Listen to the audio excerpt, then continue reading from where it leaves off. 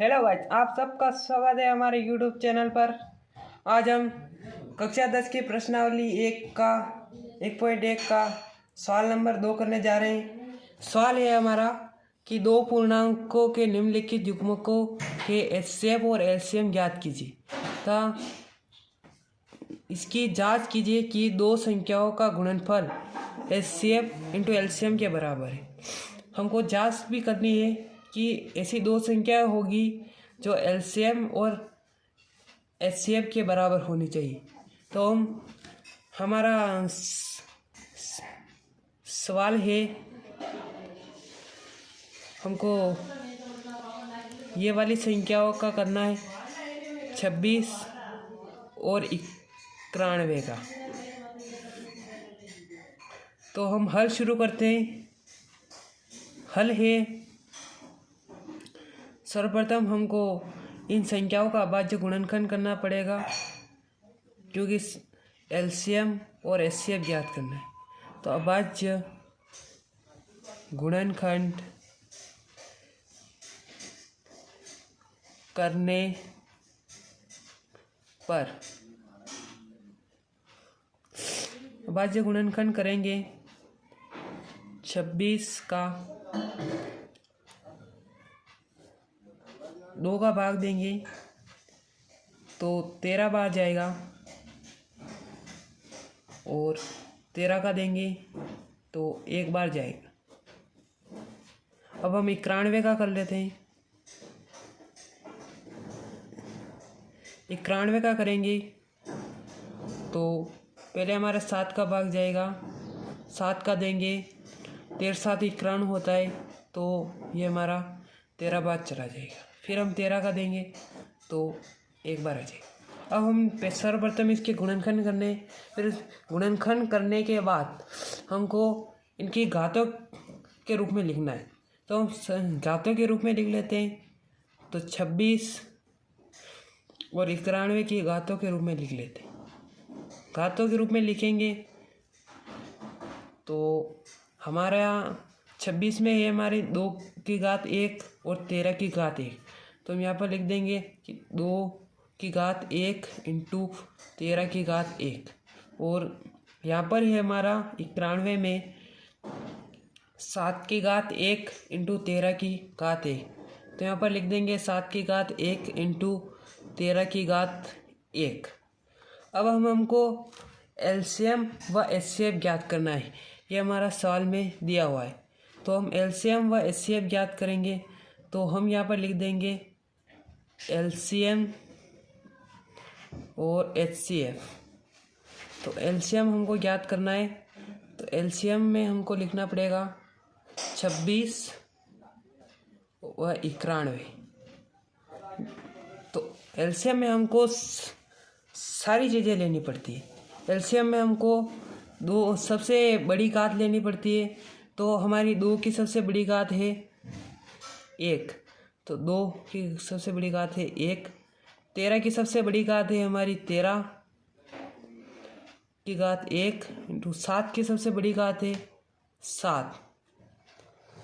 तो अब हम इनको गुणा करेंगे तो गुणा के रूप में हमारा 2 इंटू 13 इंटू 7, तो 26 इंटू 7 करेंगे तो हमारे पास 182 आएगा। अब हमारे पास एलसीएम आ गया है। अब हमको एचसीएफ ज्ञात करना है। एचसीएफ में हमको सबसे छोटी घात लेनी होती है और कॉमन संख्या लेनी होती है। एचसीएफ में हमको यहाँ पर 2 आ रहा है परंतु यहाँ पर 2 नहीं आ रहा है, और यहाँ पर 7 आ रहा है परंतु यहाँ पर 7 नहीं आ रहा है, परंतु 13 सब दोनों में कॉमन आ रहा है, मतलब इसका 13 एचसीएफ होगा। तो यहाँ पर हम 13 कॉमन आ रहा है तो यहाँ पर 13 एचसीएफ कर देंगे। ठीक है, ये हमारा 13 एचसीएफ हो जाएगा। अब हमको सत्यता की जांच करनी है तो यहाँ पर हम लिख देंगे कि सत्यता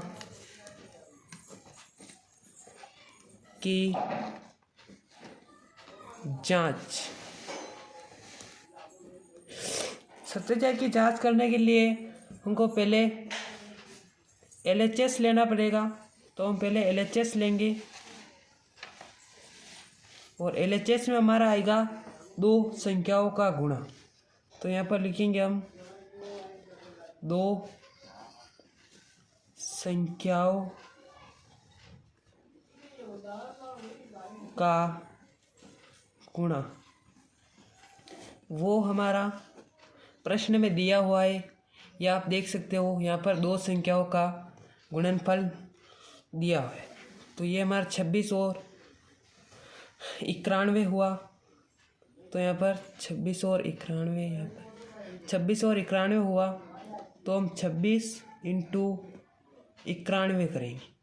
26 इंटू अगर हम 91 करेंगे तो 2366 आएगा, यानी कि 2366 आएगा। अब ये हमारा LHS में आया। अब हम RHS में करेंगे। तो RHS में हम करेंगे दो पूर्णांकों का गुणा, यानी कि LCM इंटू HCF। तो यहाँ पर हम LCM इंटू HCF करेंगे। HCF इंटू LCM करेंगे। हमारा LCM आप देख सकते हो, हमने अभी निकाला था यहाँ पर 182। तो हम 182 को लिख देंगे इंटू, अब हमने HCF निकाला था तो HCF भी लिख देंगे। अब हम इन दोनों को गुणा करेंगे तो भी 2366 ही आएगा। तो हमारा ये सत्य हुआ कि दो संख्याओं का गुणा LCM इंटू HCF के बराबर होता है। तो हम यहाँ पर लिख देंगे, अतः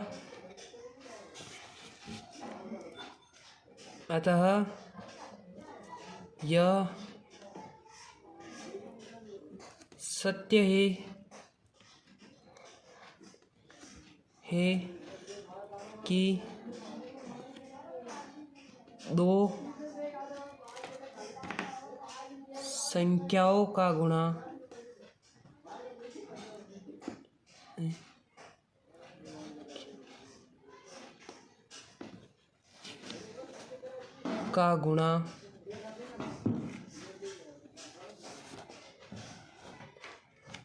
LCM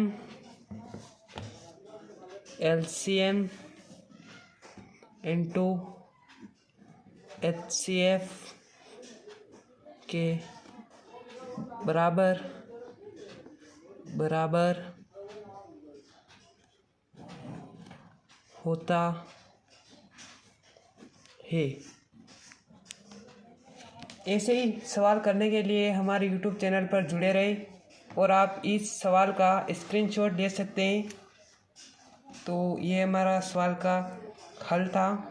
पहले हमको LCM ज्ञात करना है, फिर हमको सत्य की जांच करने के लिए LHS और RHS ले लेना है। तो आप इसका स्क्रीनशॉट ले सकते हैं। धन्यवाद।